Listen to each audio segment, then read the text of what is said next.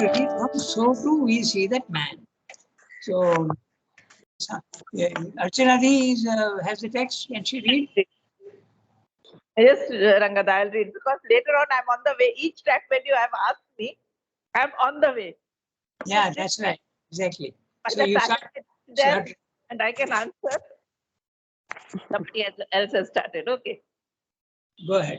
So too we see that man, though a really indivisible stream of tapas, of conscious energy in time, capable of acting in the present only by the sum of his past course of working, creating already his future by his past and his present action, yet lives absorbed in the present moment, lives from moment to moment, and is therefore in this superficial action of consciousness, ignorant of his future and ignorant of his past, except for that small part of it, which at any moment he may recall to him by memory.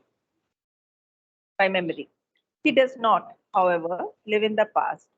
What he recalls is not the past itself, but only the ghost of it, a conceptual shadow of a reality which is now to him dead, non existent, no longer in being. But all this is an action of the superficial ignorance. The true consciousness within is not unaware of its past, it holds it there, not necessarily in memory, but in being, still active, living, ready with its fruits, and sends it up from time to time in memory, or more concretely in result of past action or past causes to the superficial conscious being. That is indeed the true rationale of what is called karma. It is or can be aware too of the future, for there is somewhere in the inner being a field of cognition open to future knowledge, a prospective as well as a retrospective time sense, time vision, time perception. Something in it lives indivisibly in the three times and contains all their apparent divisions, holds the future ready for manifestation within it. Here then, in this habit of living in the present, we have a second absorption, a second exclusive concentration, which complicates and further limits the being, but simplifies the apparent course of the action by relating it not to the whole infinite course of time, but to a definite succession of moments. Yeah.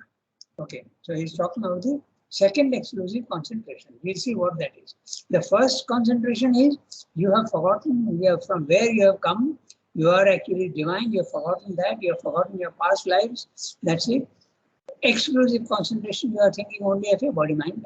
But before we read this very interesting para, we will summarize the previous one. So there is 1 week now. So I'll just read out the summary of what he has said earlier, and then we'll get the link to what we have read today. Okay. So now in the previous para, he said, to understand what this exclusive concentration is, we can look at the normal mental man and his process of acquiring knowledge. Okay? But what do we mean by normal mental man? We do not include the inner man, but only the sum of his outward actions, past, present, and future. It is this outer man with his body, life, and mind that seems to be doing all the work, thinking all thoughts, feeling all emotions. But this surface action is deceptive. It is small, limited, superficial wave movement in the vast universal sea of consciousness. You are a part of the universe, and the universe is full of force, and your individuality is a small force. It's a small knot of matter, it's a small knot of energy, and it's a small knot of mental consciousness. That's what he's saying. Okay? This infinite sea is the superconscious, the intraconscious, the subconscious, the inconscious, and the superconscious, circumconscious. It is everything. It is this vast sea that is doing all the actions of the individual, who is blissfully unaware of this total vast origin of all his individual actions. He thinks he is acting, but actually he is being made to act by the vast universe, universal sea. Sea of what? Sea of matter, sea of consciousness, and also sea of power. Okay. The three levels, matter, life, and mind. They are universal, and at the individual level, all the three are active on him, and he thinks he is active. All his individual actions are a concentration of the conscious force, tapas, limiting itself in the superficial action, but putting it behind it, all this vast originating sea action. This sea action in the background is not ignorant. Our psychic being and our self, which is part of us, is not ignorant at all. It is not unaware, but simply lying idle in the recesses of our being. It is lying idle. The small wave is too absorbed in its own action to notice the vast sea action. This is a limited practical self-oblivion. So this is the first exclusive concentration. It is not essential, not real, not binding ignorance, because you can get rid of it. You can become conscious of your sea by cosmic consciousness, or going deep into yourself by the psychic. So, but it is the incipient potential source of a true binding ignorance. So it can become a total ignorance, which happens in matter and the inconscient. So this is what he said in the previous paragraph. Now we can read each sentence, okay, and 606. So too, so this we have seen in man, that he is only conscious of his body, mind, life, totally unconscious of the vast origin of himself, which is the universe, and beyond the universe also is the transcendent divine. He is completely ignorant of that. But this ignorance is a temporary thing. It is not absolutely permanent. Man can develop by yoga or by development through many, many lives. He can become non-ignorant. So I read each sentence. So too, we see that man, though really an indivisible stream of tapas, of conscious energy in time, capable of acting in the present only by the sum of his past force of working, creating already his future by his past and present action, yet lives absorbed in the present moment, lives from moment to moment. That's the exclusive concentration only on the present. The past is slightly aware of, but he is not really fully aware of the past. As I said afterwards, is a ghost. Our memory is not at all very accurate. In fact, if there's one event and there are 20 people watching it, everybody will say different things. Okay? So let's look at it. Some very interesting words are there. We'll have a look at that. So they is saying that man, though really an indivisible stream of tapas. Now that's interesting. The stream coming from the past into the present and going into the future. The man is being invaded. His individuality is being invaded by matter in the form of food, in the form of air you are eating and you are absorbing, okay, and in the form of mental also you are being fed by thoughts from others. So you are a stream, okay. Very interesting word he is using. But the stream is indivisible. It's the whole universe is sending thoughts into you. It's like the waves in a sea. Okay. Each sea is thinking that it is self-sufficient, but it is not. It depends on the sea. Okay. So this is what Sangha is saying. And capable of acting in the present only by the sum of his past force. Whatever he has put force in energy in the past, okay, that is sustaining him even today. That's absolutely true, because how much effort have you put into the past, that will have an effect in the present. And what effort you are putting in the present will have an effect in the past. The less force you put in, the less the result. The more force you put in, the more the result. It's very obvious. creating already his future by his past and his present action, yet lives absorbed in the present moment, lives from moment to moment, and is therefore in this superficial action of consciousness, ignorant of his future and ignorant also of his past, except for that small part of it which at any moment he may recall to him by memory. Okay?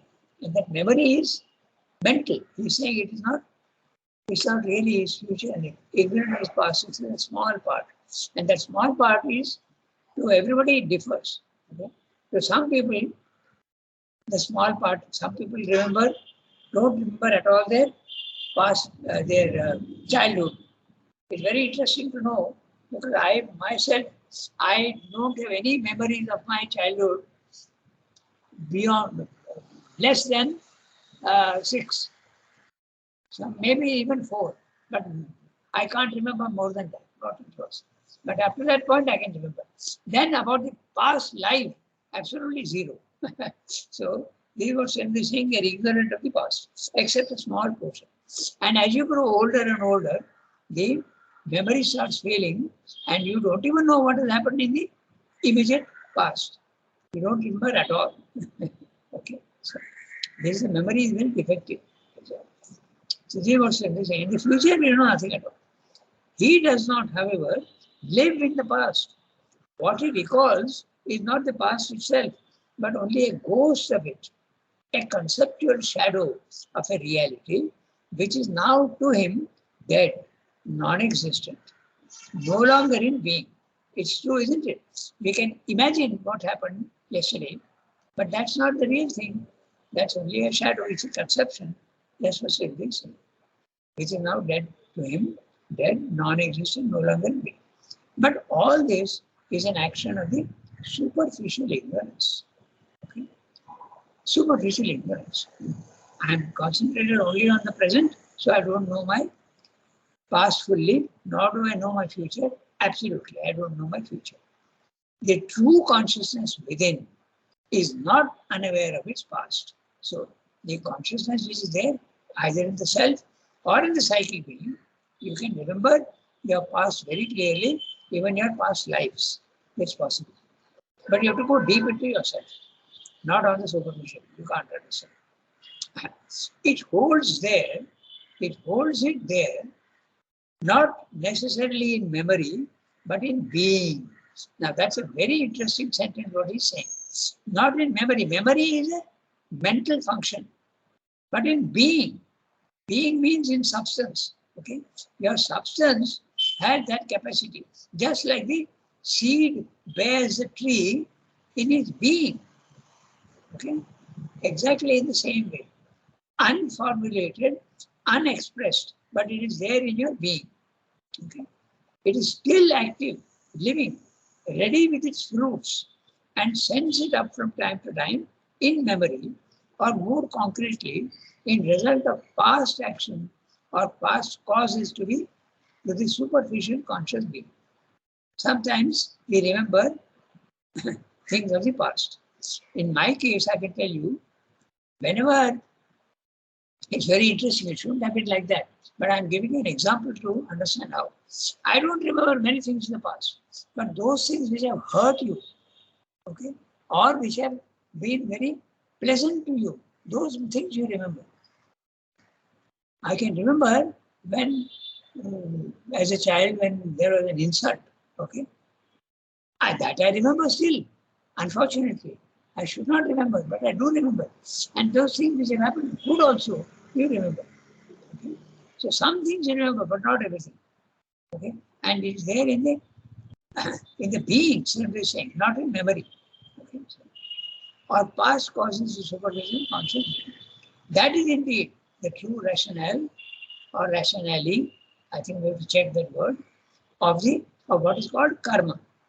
Now that's exactly what is karma is. Cause and effect. Cause and effect. Whatever you have done in the past is going to influence your future. Okay, that's it. It is or can be aware too of the future. So that also can happen. If you go into your psychic, very often you come to know the future. May not be in details, but you do know what's going to happen because it gets revealed to you. It is or can be aware too of the future. For there is something somewhere in the inner being, a field of cognition open to future knowledge, a prospective as well as a retrospective time sense, time vision, time perception. Retrospective and prospective. Prospective, memory of the future. Retrospective, memory of the past. Time sense, time vision, time perception. There's a time sense and time vision also, and time perception. Now, this is very interesting, and why it happens, I'll give you an interesting example. I think I've discussed it before, but it's very interesting. Even in the physical world, when I am at ground level, I don't see much. Okay, I can see only 10 meters, 20 meters around myself. Okay, but suppose I climb a hill. Okay, there is a very beautiful hill, 500 feet above sea level, in the Tiruvannamalai, Raman Maharshi Ashram. And if you climb there on top, now you can see 20 miles all around yourself. Okay. Now, suppose there's a road. Okay, you can see 20 miles of the road. Now, there's a bus coming from that side. Okay, and the bus people in the bus, they are at the ground level. They don't know, okay, what is going to happen to them in the future, because 10 miles from where they are, there is a broken culvert and the bus will not going to go. But the people in the bus and the driver also do not know that their future in 10 miles, okay, is going to stop the bus. They don't know that. But you are standing on top of the hill, you are at a much higher level, and you are seeing the future for them. Okay, so it's an interesting way of explaining how when you climb in consciousness, you can see the future. I find this a very interesting image because it does explain what you can see the future. Okay, so this what I was saying. There is in the future knowledge, in the being, there is something open to all this. The more you climb higher, the more you know what's going to happen. A prospective as well as a retrospective time sense, time vision, time perception.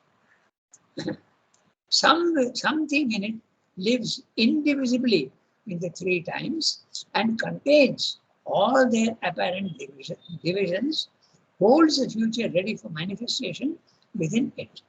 So that's exactly what happened. Swayambhu knew in 1920 that India will be free, but he didn't know exactly when. He didn't know when. He couldn't forecast the time. He just said India will be free. So details often are not known, but the big event that can be forecasted. Here then, in this habit of living in the present, we have a second absorption, a second exclusive concentration, which complicates and further limits the being, but simplifies the apparent course of the action by relating it not to the whole infinite course of time, but to a definite succession of moments. This is what the second exclusive concentration is. The first exclusive concentration, only it is your present life. You don't know anything. Now, you even in your present life, you don't know your own inner being. So now to summarize this whole thing also, so that we get it in a gist. Okay. So I'm reading the summary of this para that we read just now. This truth of the surface being, unaware of its larger reality, can be seen in the life of man.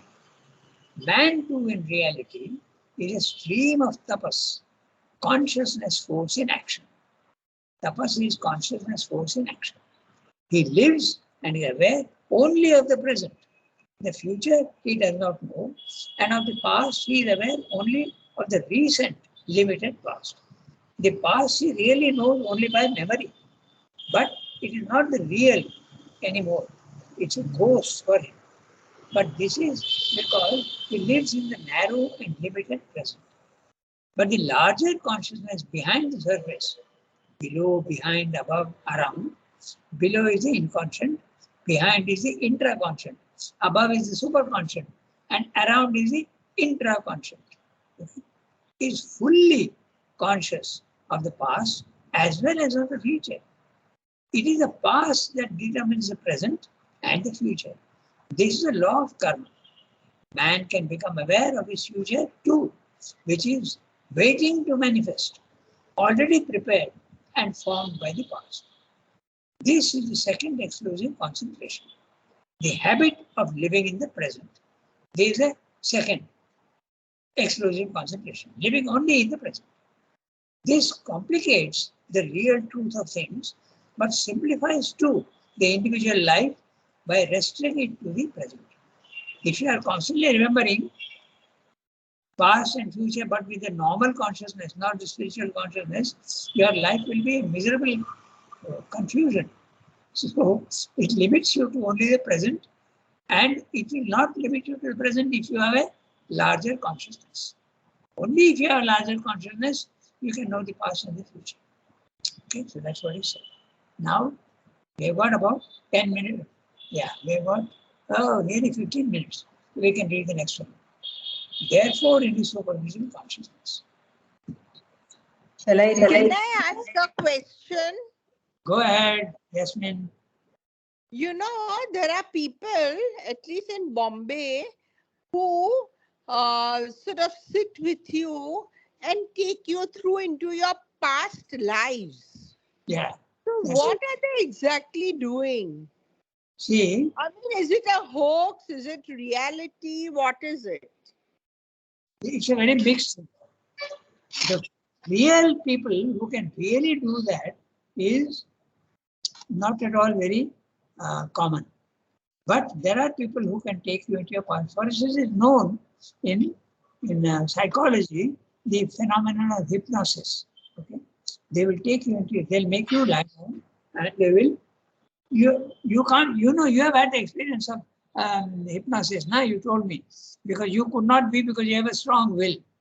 But if you don't have a strong will and you agree with the hypnotist that he will take you, you will listen to what he is to say, then you can be hypnotized and they can take you into your inner consciousness. Okay, they can take you into your inner consciousness by making you sleep in the outer consciousness. So this is what, those are genuine. But very often, when you come out of that inner consciousness, you don't remember what you have said. But the psychologist, the hypnotist remembers, and sometimes they even record the thing. Okay? But the rest is all humbug.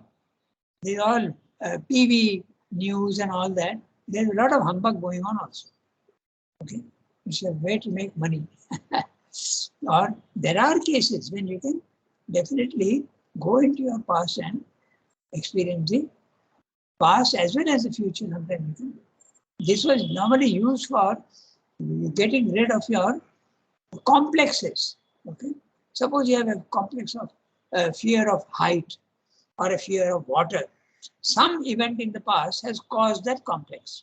So they do take this way of hypnosis and make you get rid of that. But that also is not a permanent cure. Okay? So some of it is hoax, some of it is genuine, but very little is genuine. But it can be done. There are very interesting studies when they first discovered. That's how they discovered that there is a past life. In America, at least. In India, we knew always. But in America, this is the first when they discovered that there is a past life. It's very interesting. As I told you once, there is an interesting film called The Three Faces of Eve.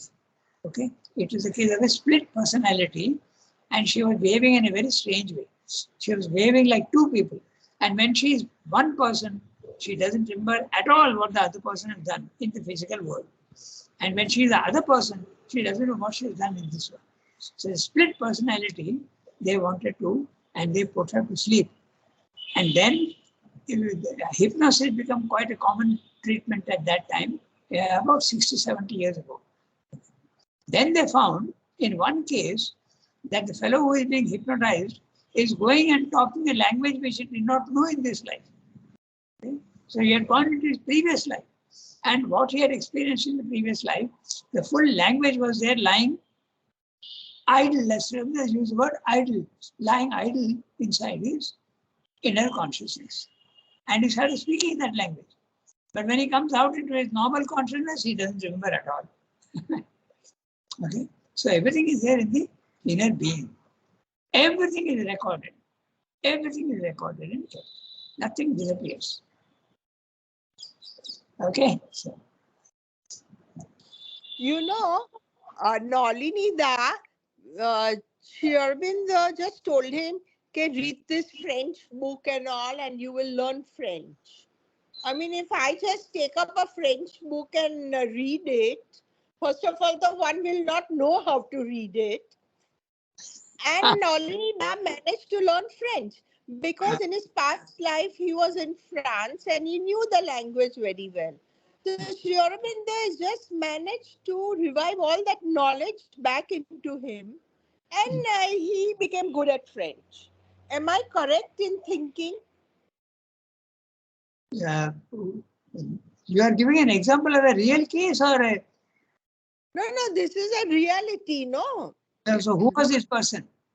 Nalini Da. Oh, Nalini. I did not know that.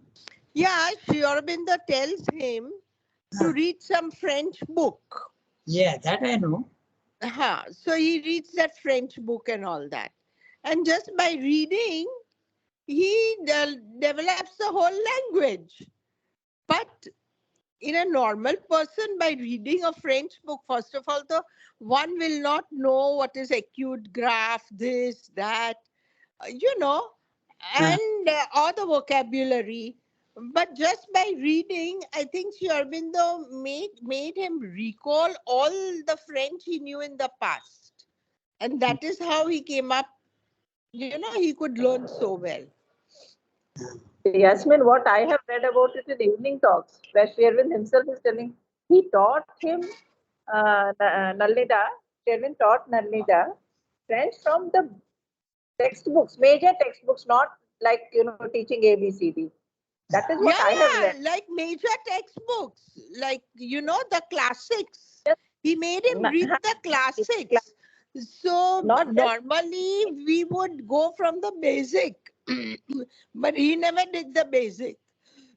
No, that is what I agree with Archana Di. Yasmin, I think what you're saying is not very accurate. Okay, Sri Aurobindo used to tell everybody to start reading. Everything used to make them read like that. But that assumes that you already know the alphabet. You already know the alphabet, and you not only the alphabet, but minimum amount of language you know. He used to do that for everybody. That was his habit. He says that don't go from small text to bigger text. Go straight away and start looking. That's what he used to adopt with everybody. But that does not mean to say that your knowledge of French is absolutely zero when you are beginning to read a book. That's not possible. Actually, my knowledge of what he is saying is closer to what Archana Di is saying. Okay, this was his method. He used to make everybody read mature texts. Okay? After you know that, I think he must have seen who were the people who will benefit from that, and he only made those people read. No, it was not like that. There's a picture of a very, very... 1 minute, I want to tell one thing. See, I'll tell you, Yasmin, that what I have myself realized personally, that if you can learn a language very well directly from reading something which you are interested in. I myself didn't know Oriya at all. I have no formal education of Oriya. I'm just, because this thing has come up, I'm sharing. And due to some reasons, I'm not getting into all that. I got a book, a very good book, which is on Himalayas, to translate from Oriya to Hindi. And then I only learned the letters, as Rangada is telling, or the letters, the script, because Oriya script is different from Devaki and this thing. And I translated the whole book. I did take help and all that. I mean, like, but the book came out. Those who have read Hindi, those who really know Hindi, told it came out very well. I did take help of dictionary, all that. I'm not disagreeing. But what I'm trying to say is, it is possible to learn a language directly, knowing the script from the book or the matter in which you are interested. That is what I think Sherwin tried to. Yeah. That's all I wanted. What normally you would do is you learn the alphabet and then you start making small sentences. Then you know the grammar, verb and noun and verb and adjective and adverb. You go like that step by step.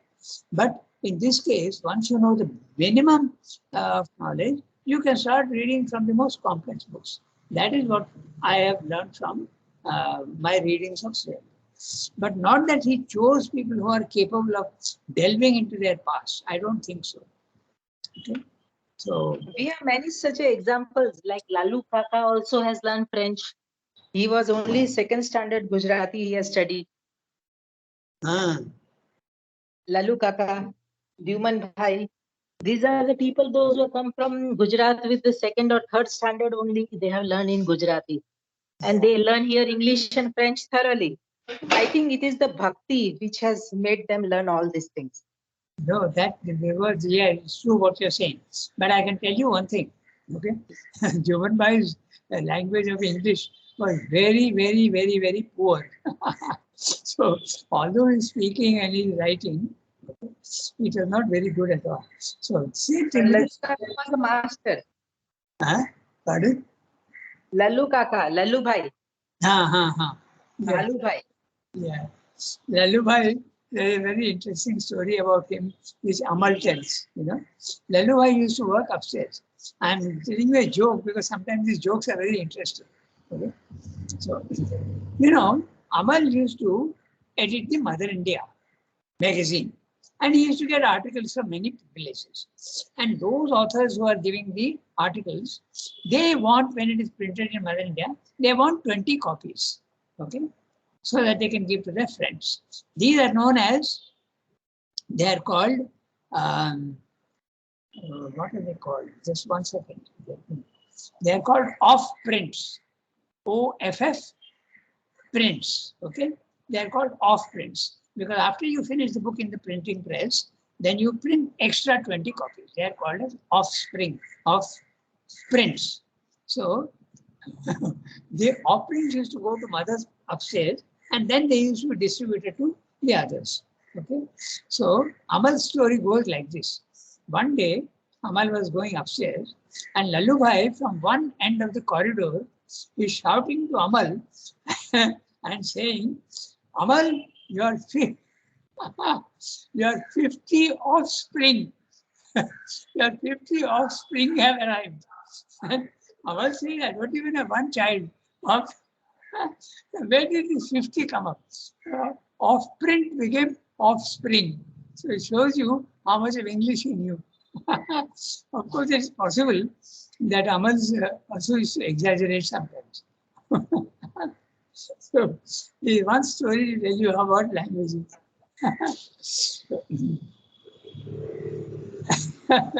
But I think what Archana is saying is more accurate. That's my understanding also. This was a habit, it's not, Yasmin, it is not that he used to select people. So everybody used to do this. Learn the alphabet, learn the basic grammar, and start reading any book. That was the method he used to adopt. Okay, so we have to stop here today because it's time. 8:40, 1 minute more to go. So we stop here today and we will read the next one. Therefore, in his superficial consciousness. So, Merci beaucoup. did you understand the joke? The off-print became offspring. So, Amal, who didn't have a single child, he said, where did this? But Amal was one person who had a wonderful sense of humor, like Sherwin, right?